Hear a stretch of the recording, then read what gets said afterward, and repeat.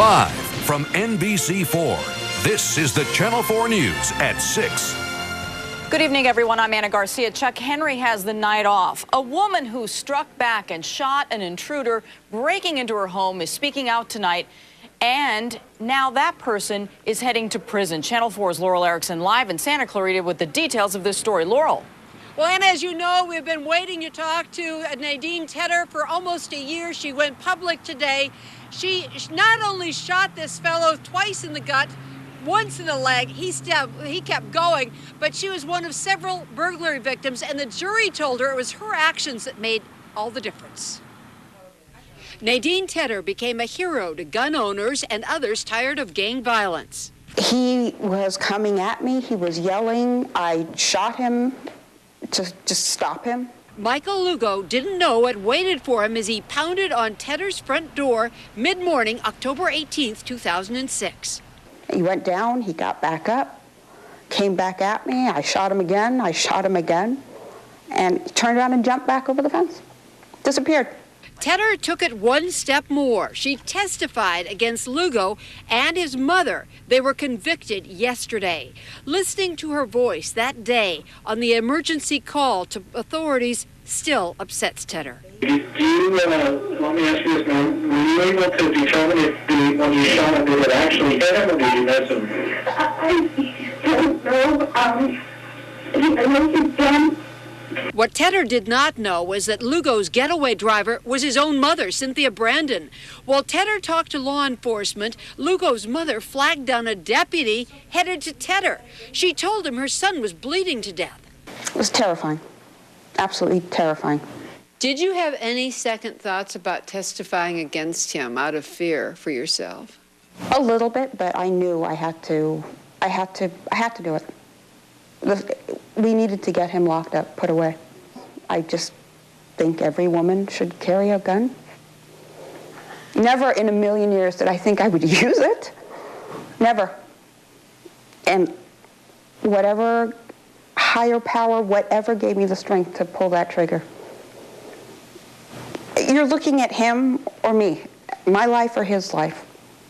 I was not going to get raped. I was not going to get murdered. There was no way. And I didn't. You know, for something as horrible as this to happen, it could not have ended up any better.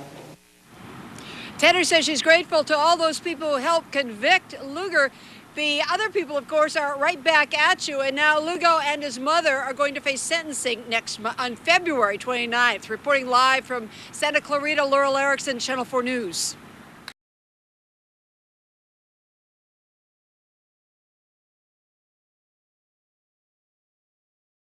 Tonight, a woman who shot an intruder who tried to break into her home says that she feels like she's been victimized again, but this time by the state of California.